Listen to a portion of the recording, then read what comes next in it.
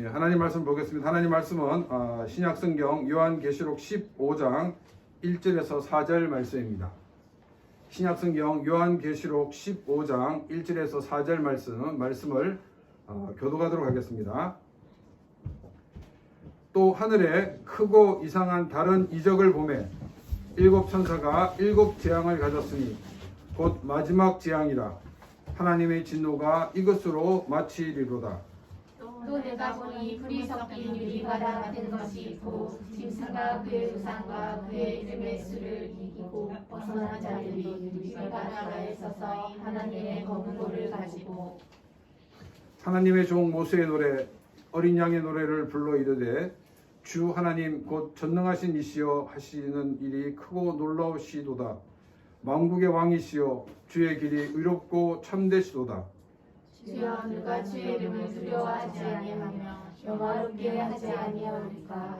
오직 주만 거룩하시니이다. 주의 의로우심이 나타났음에 만국이 와서 주께 경배하리이다 하라. 아멘. 지난 목요일 날 기타를 다녀왔습니다.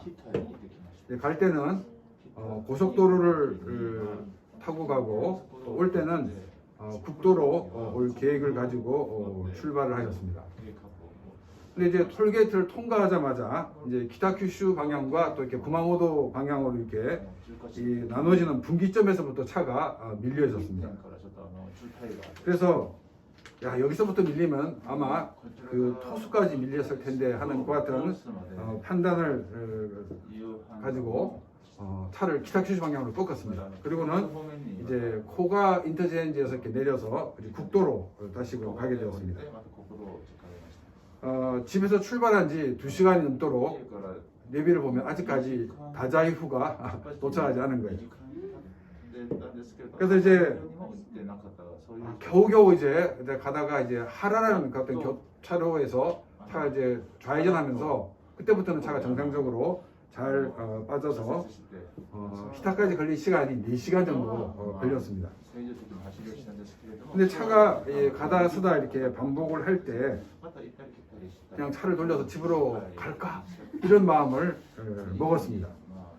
그런데 이런 마음을 딱 먹는 순간 차들이 쫙 빠져나가는 거예요. 심지어 차 꼬리도 보이지 않을 정도로 차가 다 빠져나가서 야, 그러면 가야지 이러고 차를 딱 가다 보면 또 차가 정체되어 있었습니다. 그래서 또 인내하다가 인내의 극이 달았을 때 그래 어디로 가서 우동이나 한 그릇 먹고 집으로 가자 이렇게 마음을 먹고 저 교차로에서 우회전해야지 이렇게 마음을 먹었는데 그 교차로에 가까우는 순간 앞에 차들이 또 쫙 빠져나가는 거예요. 또 고민하다가 이렇다면 또 가야지 해서 이런 일들이 한 3번 정도 반복이 되었습니다. 만약에 이런 일이 없었다 그러면은 아마 일찌감치 이제 차를 돌려서 집으로 돌아왔을 것입니다. 차가 이렇게 한 번씩 빠져주니까 잘 빠지겠지 이런 마음을 가지고 이제 가다 보니까 2시간 걸리는 그 기타를 4시간 걸려서 가서 도착을 하게 되었습니다. 우리의 인생도 아마도 계속 어려움이 지속되면 많은 사람들은 중간에 자포자기하는 그런 심정을 가지게 될 것입니다. 그런데 이런 어려운 일 가운데 뜻하지 않게 잠시지만 일이 풀리기도 하고 또 새로운 그런 비전을 가지게 될 때 사람들은 포기하지 않고 전진해 나갈 수가 있는 것입니다. 어떤 분들은 이런 것을 뭐라고 얘기하냐면 희망 고문이다라고 비난을 합니다. 아무리 새로운 비전을 가지고 또 조금 환경이 좋아져서 열심히 노력한다고 근본적인 문제가 해결되지 않기 때문에 결국 아무것도 이룰 수 없다면 새로운 비전과 조금 좋아지는 환경은 사람들로 하여금 더 고생만 하게 하는 것에 불과하다는 것입니다. 저는 이런 분들에게 내일 지구의 종말이 오더라도 사과 한 그루를 심겠다는 그 말을 어떻게 대답할지 묻고 싶습니다. 내일 지구의 종말이 오는데 사실 사과나무를 심으면 아무런 이유가 없는 것은 사실입니다. 사과나무를 심는다고 내일 올 종말이 또 모레 오는 것도 아닙니다. 내일 지구의 종말이 와도 이 한 그루의 사과나무를 심겠다는 것은 하루하루를 최선을 다해 사는 삶이 가치가 있다는 것을 우리에게 알려주고 있습니다. 또한 이 말은 우리의 인생은 이 땅이 종말로 모든 것이 끝나는 것이 아니라는 것을 알려주고 있습니다. 아무리 하루하루를 최선을 다해 살아도 그것이 가치가 있다고 해도 내일 종말이 와서 모든 것이 끝난다면 오늘 사과나무를 심는 것은 사실 헛된 일에 불과한 것입니다. 이 땅에서의 삶 이후의 삶이 있기 때문에 내일 종말이 와도 한 그루의 사과나무를 심을 수가 있는 것입니다. 이 땅에서의 삶의 평가가 이후의 삶에서 있기 때문입니다.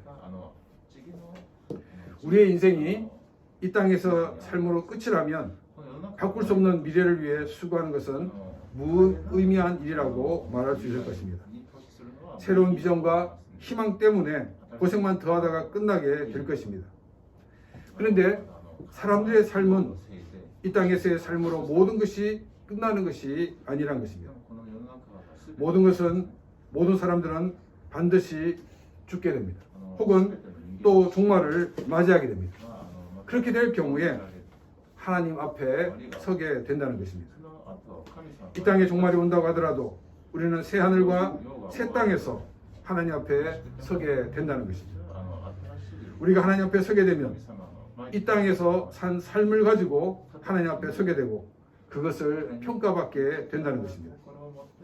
새로운 비전이나 이 희망은 희망 고문이 아니라 현재의 어려움을 이기게 하는 원동력이 되는 것입니다.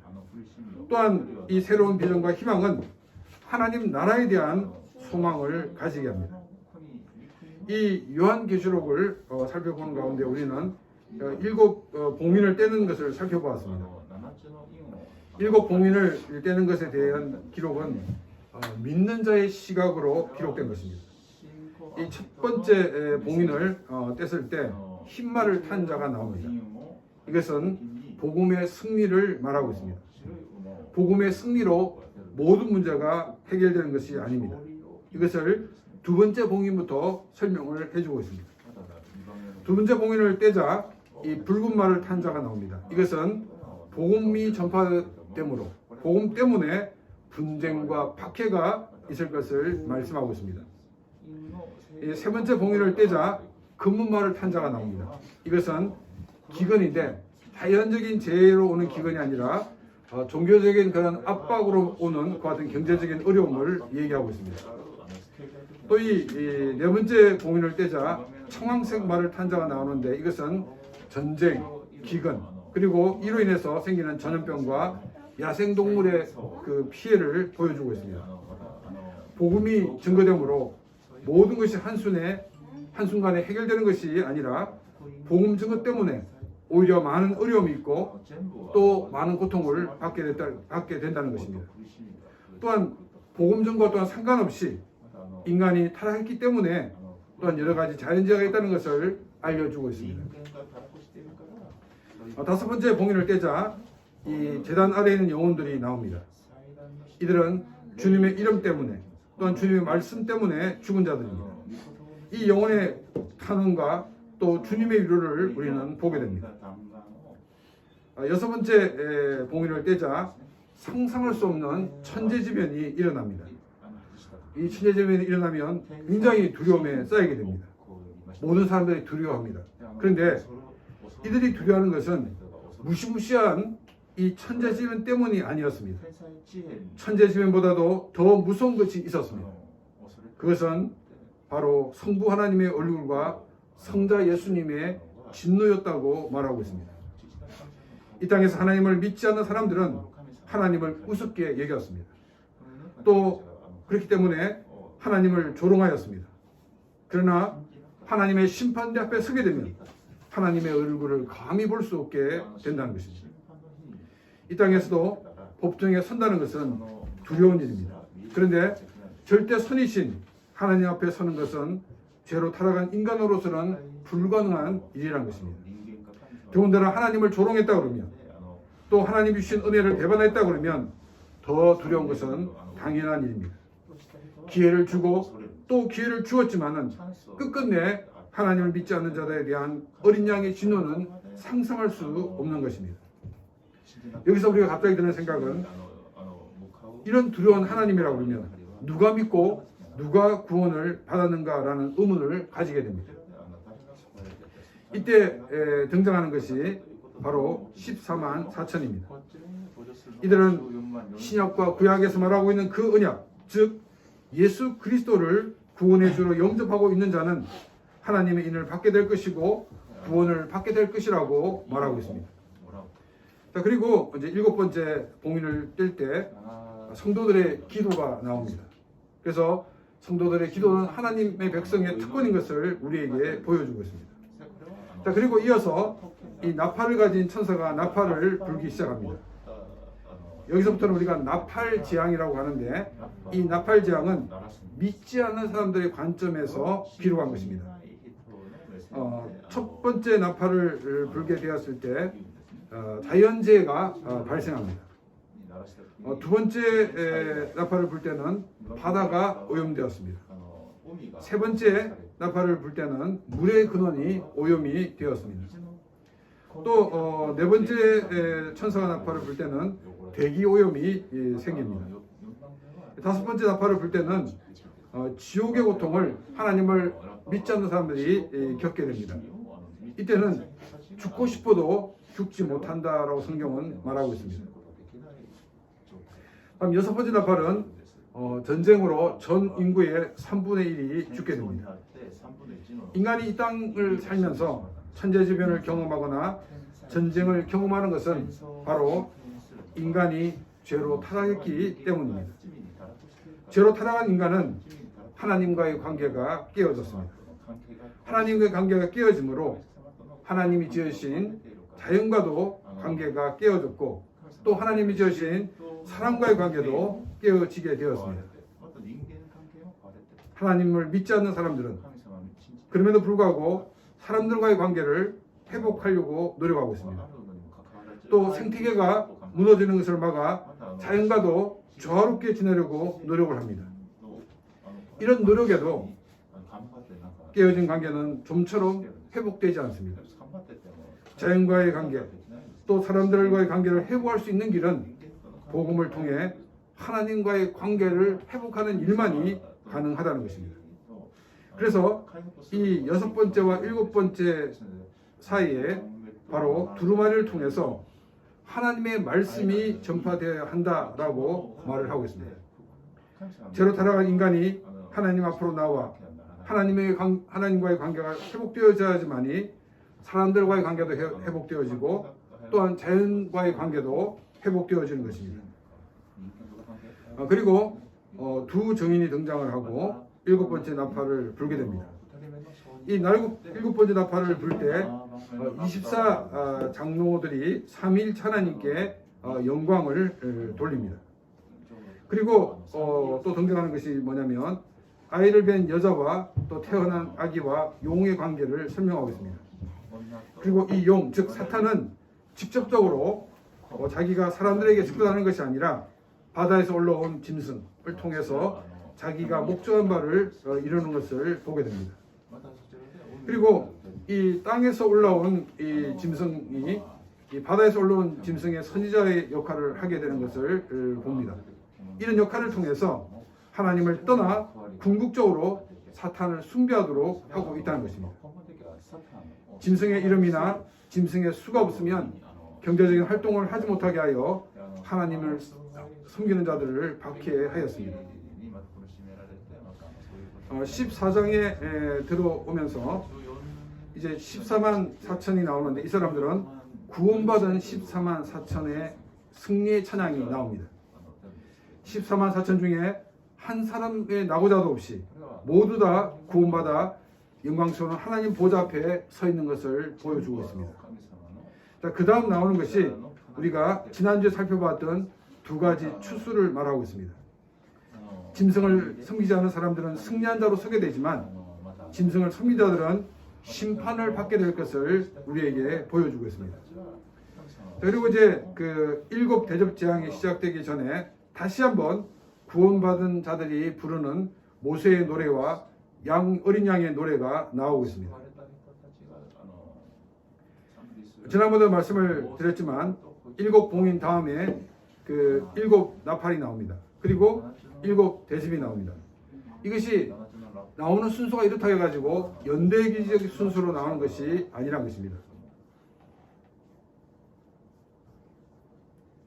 자, 종말이 있으면 그 종말을 향해 나가는데 7봉인 이야기가 나오고 또 7나팔 또 7그 대접의 이야기가 계속적으로 동일하게 반복되고 있는 것을 우리에게 보여주고 있습니다. 그래서 이 7봉인은 믿는 사람의 관점에서 기록되어 있고 7나팔은 믿지 않는 사람의 관점에서 기록되어 있고 7대접은 이 재난이라는 그 재해라는 것 같은 관점에서 기록이 되어 있습니다. 그러면서 이 종말이 있기 전에 우리가 무엇을 해야 되는 것을 보여주고 있습니다. 왜 우리가 믿음을 지켜야 되느냐? 종말이 있기 때문이다 라고 이야기를 하고 있습니다. 그러면서 예수님이 재림하실 것이고 그리고 재림하신 예수님은 주님을 믿고 섬긴 자들에 대해서 상을 주시고 짐승을 섬긴 자들 그리고 짐승을 따라갔던 자들에게는 반드시 벌을 내리신다라고 말씀을 하고 있습니다. 그러면서 우리가 고난 가운데서 믿음을 포기하지 말아야 되는 것은 바로 주님이 재림하시기 때문이다. 종말이 올 것이고 그 종말이 올 때 주님을 섬기는 자가 상을 받을 것이라고 말씀하고 있습니다. 그래서 고난 가운데 믿음을 포기하지 말라고 우리에게 희망을 심어주고 있는 것이 바로 이 요한계시록입니다. 구원받은 14만 4천을 보라는 것입니다. 이들은 짐승의 표를 받지 못해서 이 땅에서 물건을 살 수도 없고 물건을 팔 수도 없던 사람입니다. 이 땅에서 정상적인 삶을 살 수가 없었습니다. 많은 사람들에게 조롱을 당했습니다. 그러나 이 14만 4천은 구원을 받고 기쁨과 감사함으로 하나님을 찬양합니다. 이들이 드리는 찬양을 들어보라는 것입니다. 그리고 믿음을 버린 자들이 어떻게 될 것인가를 보라는 것입니다. 과연 무엇을 선택하는 것이 자기 자신에게 유익한 것인지를 생각해 보라는 것입니다. 이것은 희망 고문이 아닙니다. 물론 믿지 않는 사람들의 입장에 봤을 때는 희망 고문으로 보일 수도 있습니다. 믿음을 지킨다고 자신의 모든 특권을 내려놓았지만은 결국 순교를 당했기 때문에 충분히 그렇게 생각할 수 있습니다. 다시 한번 더 말씀을 드리지만 우리의 삶은 죽음으로 모든 것이 끝나는 것이 아니라는 것입니다. 죽음 이후에 하나님 앞에서 반드시 결산을 하게 된다는 것입니다. 이때 믿음을 지킨 자들은 영원한 하나님 나라에 거하게 되고 하나님 주신 복을 영원히 누릴 수가 있게 됩니다. 믿음을 지킨 자들의 궁극적인 모습을 보면서 어떤 일이 있어도 믿음을 지키라는 것이 바로 이 요한계시록이 초대교회 7교회에 주는 교훈이기도 하고 우리에게 주는 교훈입니다. 믿음을 지키지 못한 자들과 짐승을 섬기는 데 적극적으로 가담한 자들은 예수님이 재림하시면 이 땅에서는 상상할 수 없는 고통을 영원히 받게 될 것이라고 말하고 있습니다. 승리의 모습과 심판을 받는 모습을 보면서 찰나에 서느냐 아니면 영혼에 서느냐를 선택하라고 말씀하고 있습니다. 1절 말씀을 보겠습니다. 또 하늘에 크고 이상한 다른 이적을 보매 7 천사가 7 재앙을 가졌으니 곧 마지막 재앙이라 하나님의 진노가 이것으로 마치리로다. 요한이 7 봉인을 뗄 때 그 어린 양이 그 7 봉인을 떼는 그 같은 장면을 우리에게 소개해 주었습니다. 그리고 두 번째는 7 천사가 나팔을 부는 것을 소개해 주었습니다. 그리고 세 번째에 넘어가면서 천사들이 각각 대접을 가지고 나오는 모습을 보면서 크고 이상한 다른 이적이라고 이야기를 하고 있습니다. 그것은 조금 전에 말씀드렸던 것처럼 이 봉인에 대한 것 같은 것은 믿는 자의 시각에서 또 이 나팔에 대한 것은 믿지 않는 사람의 시각에서 기록됐지만은 이 대접은 바로 이 재난, 심판의 그런 입장에서 쓰여졌기 때문에 다른 관점에서 보기 때문에 이렇게 표현을 하고 있습니다. 그리고 보면 마지막 재앙이라고 이야기하고 있습니다. 자, 이 마지막 재앙이라는 것은 뭐냐면 이제 세 가지의 예를 들면서 이것으로 마지막 예로 이야기를 마치겠다 하는 것 같은 것을 우리에게 말하고 있습니다. 박해 가운데 있는 교회와 또 크리스찬들을 하나님께서는 설득하시고 그들로 하여금 하나님 말씀에 따르게 하기 위해서 계속적으로 우리에게 말씀하고 계시고 또 말씀하고 계시는 것을 우리는 보게 됩니다.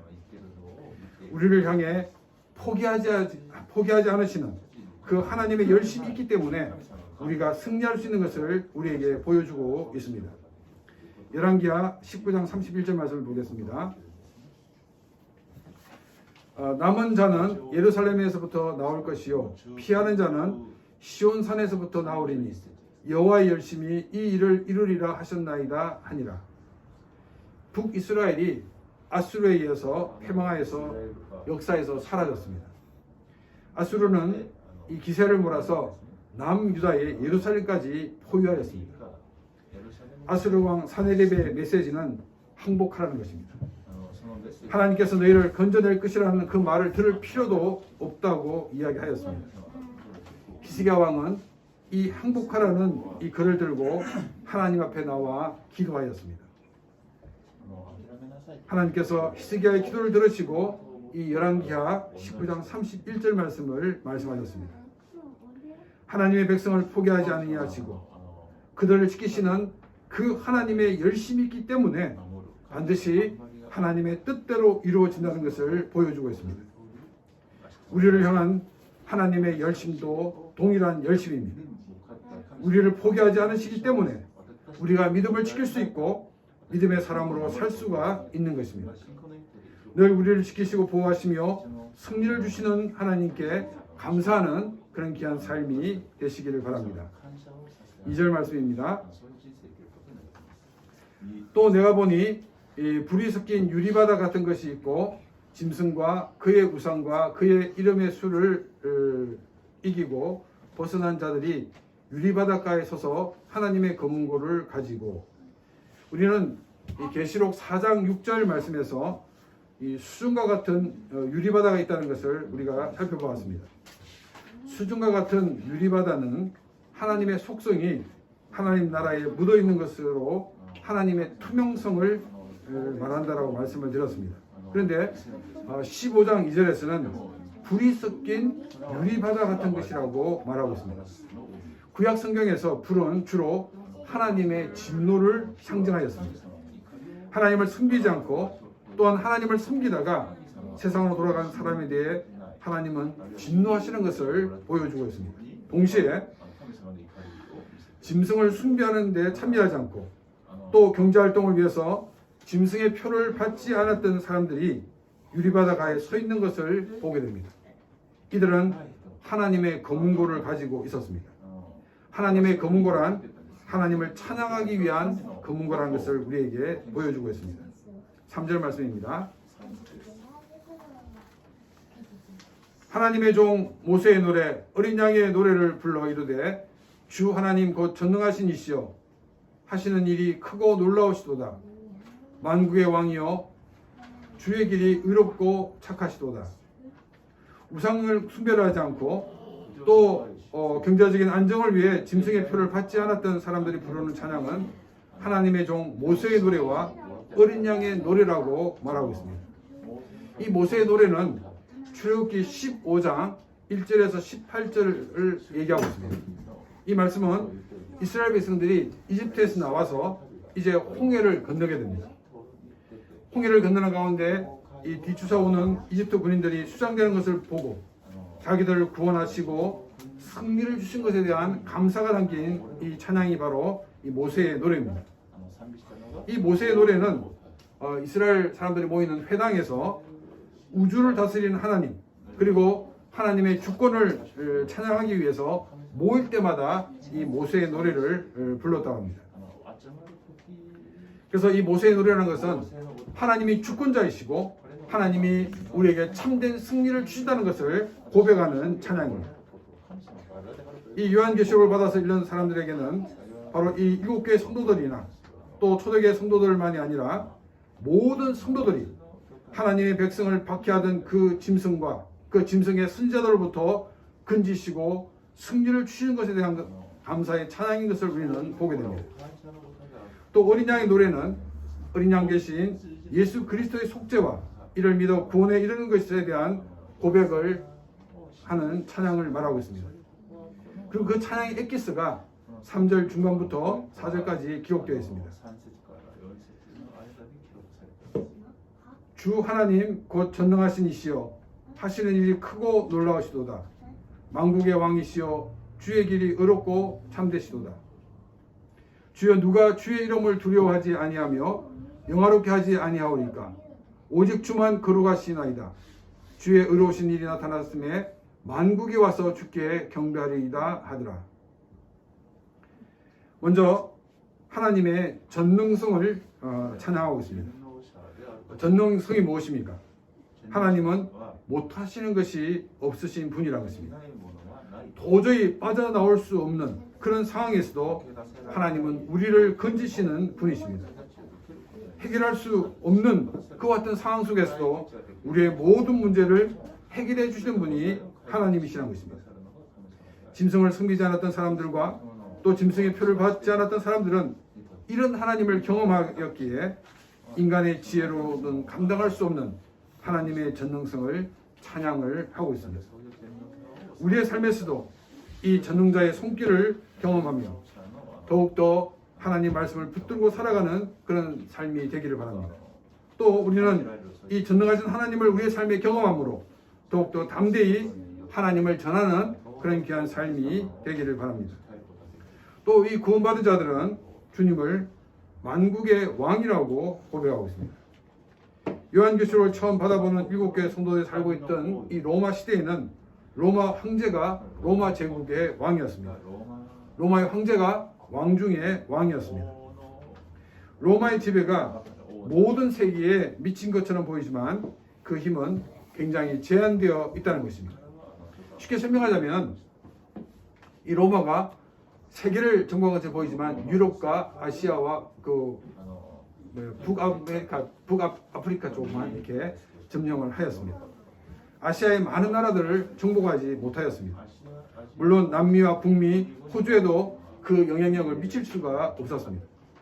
지구 전체를 본다고 그러면 극히 작은 부분을 통치했던 것을 보게 됩니다. 자기가 알고 있던 그 세계에서 최고의 권력자였던 것입니다. 이것이 바로 인간이 가지고 있는 한계입니다. 인간은 자기가 경험하고 자기가 알고 있는 것에서 자기가 최고의 존재라고 생각하고 살아가고 있습니다. 그러나 우리 주님은 진정한 왕 중의 왕이십니다. 우리 주님은 지구상에 존재하는 모든 것을 존재하게 하신 분이십니다. 이 모든 것이 저절로 움직이는 것처럼 보이지만 하나님이 정해놓으신 법칙대로 움직이는 것입니다. 그래서 우리 하나님은 왕들 중에 왕이라고 우리는 말하고 있습니다. 또한 믿음으로 승리한 자들은 모든 나라의 왕이신 주님의 그 길이 의롭고 참되다고 고백을 하고 있습니다. 우리가 살아가는 가운데 정말 신이 있다고 그러면, 하나님이 있다고 그러면 이런 일이 생길 수 있을까라는 것 같은 의문을 가지는 일들이 사실 많이 있습니다. 우리의 머리로는 도저히 이해가 되지 않습니다.